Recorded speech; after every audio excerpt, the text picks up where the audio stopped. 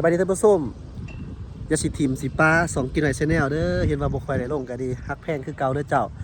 ตอนนี้แอดมินก็จะมาให้ท่านผู้ชมได้เบิ่งโครงการใหม่อีกอยู่ที่เขตพัฒนากลุ่มรวมไส้เศรษฐาช่วงนี้มาตลอดท่านผู้ชมเนื่องจากว่าแอดมินก็มีลูกค้าอยู่แถวนี้ก็ได้มาหน่อยนึงเนาะเบิ่งทั้งหลังนี่ก็แม่นมีการก่อสร้างตึก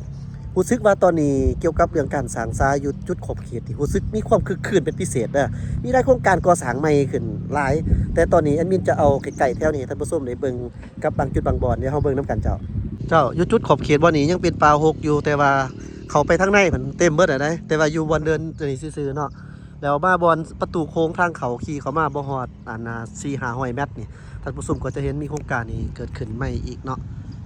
เกิดขึ้นโอ้ยเรียนต่อกันปันติดๆเนาะเจ้าท่านผู้ชมอีมินก็จะเว้าให้ท่านผู้ชมเลยครับผู้ตื่นสำหรับผู้ที่เขามาเบิ่งใหม่ได้เห็นเนาะเจ้าสำหรับโครงการนี้เนี่ยมันเป็นโครงการร่วมทุนกันเด้อระหว่างรัฐบาลแห่งสปป.ลาวและก็รัฐบาลของสปป.จีนแต่เพิ่นจะก่อสร้างเขตพัฒนากลุ่มรวมไส้เสียท้ายแห่งนี้นี่ให้เป็นตัวเมืองใหม่โดยการเอาใจใส่ของทางภาครัฐบาลทั้ง2ประเทศเนาะที่ว่าให้เป็นศูนย์รวมใหญ่แล้วก็เป็นใหญ่ที่สุดเนาะสำหรับตอนดินถ้าหากว่าคัดเปรียบเทียบใส่กับบ่อแก้วเนาะเอาตรงๆเลยอยู่นี่กว้างขวางก่อนเด้อเจ้าท่านผู้ชมมันเป็นตอนดินที่มณฑลเนาะส่วนกิโลเมตรจักกิโลตาเมตรนี่แอดมินบ่เจอเนาะแต่อยู่คลิปเก่ามีหลายเนาะในสร้างใหม่อยู่นี่อีกเนาะแล้วก็เกี่ยวกับเรื่องการลงทุนนี่แม่นว่า2ภาครัฐบาลนี่มันร่วมกันแต่เว้าเรื่องบริษัทที่เขามาเฮ็ดอยู่ในนี่นะมาก่อสร้างมาลงทุนหยังต่างๆนี่บ่ได้หมายความว่ามีแต่2ประเทศเท่านั้นเนาะก็หมายความว่าหลายๆประเทศทุกประเทศว่าซั่นซะสามารถเข้ามาลงทุนอยู่นี่ได้มาปลูกสร้างอสังหาริมทรัพย์มาปลูกสร้างตึกอาคารได้แต่ว่าต้องได้เข้ามาในลักษณะแบบเซาตอนดินบ่หรือว่าอีหยังประมาณนี้หรือว่าสัมปทานต่อจากนี้ก็แล้วแต่ตกลงกันเนาะอันนี้ก็คือข้อมูลคร่าวๆหน่อยนึงฉะนั้นเฮาจึงเห็นว่าอยู่ขอบเขตแห่งนี้นี่บ่ได้หมายความว่ามีแต่จีนลาวมาสร้างมีไทยก็มาเนาะเจ้าไทยอเมริกาก็มีญี่ปุ่นนี่หลายเนาะเจ้าเกาหลีก็มีแน่นอนแล้วบริษัทยักษ์ใหญ่กว่าหมู่นี่มันจีนเนาะเจ้าที่ว่าเพิ่นมาสร้างนี่วันนี้ก็สร้างอีกแล้วเจ้าท่านผู้ชมแล้วเกี่ยวกับการสร้างในโซนนี่เพิ่นก็จะแบ่งออกเป็น 3-4 โซนก็คือโซนที่เฮาเห็นอยู่นี่จะเป็นโซนเกี่ยวกับเรื่องตัวเมืองใหม่เนาะหรือว่าnew developments เนาะเรียกว่าเป็นซิตี้ยังประมาณนี้เจ้าท่านผู้ชมเนาะเป็นตัวเมืองใหม่เราก็จะเห็นว่าประเภทอสังหาริมทรัพย์ได้เกิดขึ้นปงกันขึ้นมาเนาะแล้วก็อีกโซนนึงมันก็จะเป็นลักษณะแบบว่าเป็นโซนที่เพิ่นจะเฮ็ดให้เป็นเกี่ยวกับประเภทพวกอุตสาหกรรมเนาะอุตสาหกรรมก็มีทั้งพวกน้ำมันอีหยังต่างๆนี่แหละแน่เนาะหลายอย่างว่าซั่นซะไอ้มินก็บ่สามารถอธิบายเกี่ยวกับการยาก็มีนะแต่อย่างนึงก็คือ อีกโซนหนึ่งก็เป็นจะเป็นโซนสีเขียวเป็นโซนเกี่ยวกับท่องเที่ยวทั้งด้านธรรมศาสตร์เพิ่นก็จะเห็นเป็นสวนบ่อนท่องเที่ยวอีกมันรวมกันเบิดเด้เนาะกระทรวงว่าเขตพัฒนากวมร่วมไส้เศรษฐาเนี่ยเจ้าท่านผู้ชมมันจะกวมร่วมเอามาทั้งหมดเลยอยู่ในนี่เนาะสำหรับเพิ่นจัดสรรเป็นโซนเกี่ยวกับเรื่องพื้นฐานโครงรางท่านผู้ชมก็จะเห็นแบบนี้ว่าเพิ่นวางพื้นฐานโครงรางไว้เบิดถนนหนทางสะดวกสบายเกี่ยงงามดีเนาะเจ้านี่แอดมินมักนี่มักบอลไหนมักบอลว่านี่เป็นเส้นทางแต่เพิ่นกับปลูกนี่ดอกไม้ขางทางเมืองนี่แล้วก็มีดอนกลางและต้นไม้เบื้องทางยางที่เฮาสังเกตเห็นมีต้นไม้มีดอกไม้อันนี้แหละถนนหนทางที่มันจบมันงามดีเนาะเนี่ยเกี่ยวกับระบบไฟอำนาจเนาะด้วยว่านี่เพิ่นก็ใส่ไว้ฮอดมือปึ๊บเพิ่นก็เอาโดดได้นี่อย่างประมาณนั้นนะเอาไฟมาใส่เกี่ยวกับไฟเยื้องทางก็มีโซลาร์เซลล์เนาะและสิ่งที่สำคัญอยู่นี่เจ้าท่านผู้ชมนี่ทองคำพลาซ่าอันนี้ที่ว่าเป็นงานคล้ายๆคืออสังหาริมทรัพย์สมมุติว่าอยากมาเซาห้องค้าขายอย่างต่างๆนี่เพิ่นก็บอกไว้เบิดได้อยู่ในนี่มีเบอร์โทรยังพร้อมเจ้ามาลงทุนเนาะนี่แบบนี้นะอันนี้นะมันคิดคล้ายๆคือห้างสรรพสินค้ายังประมาณนี้แหละแต่ว่ายังบ่ทันได้เปิดเทื่อนี่นะฮักก็สร้างแล้วเพิ่นก็ให้ผู้คนมาจับจองยังประมาณนั้นเนาะนี่อยู่บ่นี่ก็แม่นสถานีบ่แม่นเว้าผิดอยู่บ่นี่ก็แม่นอันนั้นเจ้าอยู่บ่นี่ก็แม่นเป็นบริษัทรถไฟลาวจีนเขาเจ้าก็มาตั้งอยู่นี่เนาะแต่ก็มีบริษัทนี่ถ้าหากว่าเป็นไผฮู้เกี่ยวกับเรื่องทางบริษัทยักษ์ใหญ่ของจีนที่เขาเจ้าไปลงทุนนี่แหละ YCIH นี่นะบริษัทที่ลงทุนของยุนนานบอกประมาณนั้นเนาะ นี่แรงงานเนาะแรงงานนี่มันก็มีทั้งลาวทั้งไทยขอโทษไทยบ่มั่นใจแต่บริษัทไทยมาตั้งพม่าเนาะแม้กระทั่งคนผิวดำคือประเทศบังกลาเทศอีกก็มีเนาะเจ้ามาอยู่นี่ฉะนั้นถือว่าครบวงจรเนาะอยู่นี่เดี๋ยวมาเบิ่งอีกโซนหนึ่งเจ้าท่านผู้ชมอีกโซนหนึ่งโซนนี้ก็แม่นบอลเส้นทางที่จะไปหาเกี่ยวกับพวกทางของบริษัทญี่ปุ่น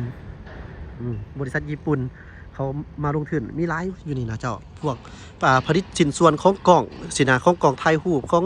กล่องจุลทรรศน์ยังครบไปเลยเนาะเจ้าและส่วนไปโซนนั่นอีกนี่ที่เขาเห็นอยู่นี่ก็เป็นประเภทพวกกันคล้ายๆคือสางแต่บ่แม่นสางก็ปุ๊กไว้แบบใหญ่ๆเลยเด้อเจ้าเพื่อว่าหยังปุ๊กไว้เพื่อหยังเพื่อไว้ว่าเป็นไผอยากมาเซาสางนี่บ่จำเป็นต้องมาก่อสางใหม่ก็คือมาเซาเบิดเลยก็ได้เนาะเฮ็ดเป็นโรงงานตัดยิบบ่อย่างประมาณนี้หั่นนะเจ้ามาทางขอบเขตนี่ก็เป็นบริษัทความบางใหม่ก็มีเนาะหลายๆนี่เจ้านี่วันอาทิตย์เนาะคนก็จะบ่หลายปานใดเขาพักเวียกพักงานส่วนว่าคันวันปกติจันทร์ศุกร์นี่ก็โอ้ยวนๆอยู่ก็หลายอยู่ได้เนาะก็หลายคนอยู่นี่เขาพักเวียกเลยนะในงานเขาพักเวียกเขามานั่งลิ้นเจ้าส่วนว่าหลายคนคิดว่ามันก็เป็นของจีนของยังอันนี้ก็อยากให้เข้าใจตื้มเนาะว่าแมนบอกกับแมนเขามาหุ่นส่วนเนาะเล่าเขาก็มีหุ่นส่วนอยู่ในหันเจ้าเพิ่นเป็นแบ่งเขตออกเป็นนี่ชัดเจนได้ก็คืออยู่นี่จะแมนบอลที่ปอดประเภทพวกข้วนเนาะก็คือโรงงานที่มันเป็นแบบข้วนพิษอย่างต่างๆเพิ่นบ่ให้มีอยู่นี่มีแต่เป็นลักษณะคือแอดมินเว้าอธิบายผ่านมาหาเจ้าเนาะเพิ่นบ่ให้มีได้บ่แม่นว่าสิมีคือกันกับบอลอื่นบอลที่มีข้วนพามีต่างหากได้พุ่นไปทางโน้นยังก็รักษาเขาไปหั่นนะเจ้าเขาห้องว่าอุตสาหกรรมการค้าโน่นท่องอย่างประมาณนั้นเนาะเจ้าอันนั้นมีเจ้าแต่อยู่นี่บ่มีเด้ออยู่นี่บ่มีโอ้คักเลยนี่แหละที่ว่าเป็นการพัฒนาที่ค่อนข้างคุ้มค่าทั้งเพิ่นเนี่ยเพิ่นเฮ็ดทางยางท่านผู้ชมลองเบิ่งนี่ความงดงามเนาะความงดงามของเส้นทางคันเป็นจังซี่แล้วเฮาก็อยากย่างแม่นบ่1ปลอดภัย2มีดอกไม้มีดอกไม้ทั้งข้างสองข้างทางให้เฮาได้เบิ่งได้ส้มมีต้นไม้เฮาย่างแบบเย็นหูเย็นตาเย็นใจสบายโอ้ยมักแห้งอันนี้นะเฮาเนี่ยแนะนำส่วนตัวมักแห้งเดี๋ยวนี้เขาประกาศรับสมัครพนักงานได้เงินเดือนนี่โดยเฉลี่ยเขามาเมื่อเดือนนี่ก็ได้อยู่ประมาณ 7-8 ล้านเนาะมีบอลอยู่บอลพักบอลเศร้านี่ไปมีหรูมีร้านกระบอกล่ะลองมาเฮ็ดเบิ่งเนาะแมนยูว่าไปต่างประเทศได้เงินหลายแต่ว่าคันมีการเสียใจหลายมันก็สิ้นเปลืองคือกันได้แต่อยู่นี่เพิ่นก็มีสวัสดิการหลายๆอย่างให้เฮาได้สวมใส่ประมาณนั้นเบื้องนี้สร้างเบื้องนี้นะหลังไหมนี่มันนี้ใส่เบื้องทางออกเนาะเจ้านี่ประตูโค้งทางออกตะกี้ขอบเขตนี่ยังบ่ทันสร้างหลายมาเที่ยวนี้คือเห็นนำกันเจ้าท่านผู้ชมมาเที่ยวนี้ที่ว่าเต็มอายะเลยเนาะเต็มในประตูโค้งทางเขาอยู่นอกควรแม่นว่าห่านคนลาวหมดเลยเนาะบนจีนคนจีนก็มีแต่ว่าคนลาวขายเครื่องหลายกว่าหมู่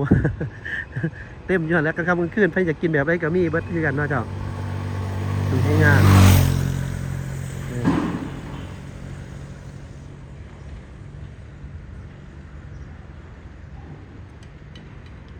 เขาจะประมาณนี้เจ้าท่านผู้ชมขั้นเฮาอันแบบว่าอยากหาข้อมูลนี่ที่มันถูกต้องกับแอดมินนี่ก็เว้าความจริงก็เอาความจริงมาเว้าได้เนาะแต่ว่าขั้นเฮาสิไปซีเรียสว่าโอ้มีของกินอันนี้นี่เว้าความจริงแต่มันเสียจังได๋ให้ดีแท้เลยเฮ็ดจังได๋เฮาสิได้เงินเนาะเฮาสิได้เงินจากนี่แหละมันใหญ่ๆจังซี่บ่ได้น้อยก็ได้หลายจังซี่ซะสอหาวิธีหาเงินดีกว่า ความคิดเฮาซื่อๆดอกเจ้าท่านผู้ชมสบายดีเมื่อทานมาเวียงมาลาวคิดอยากไปเที่ยวคิดอยากไปเวียกของทานคิดหากินน้อย Channel 020 542 6246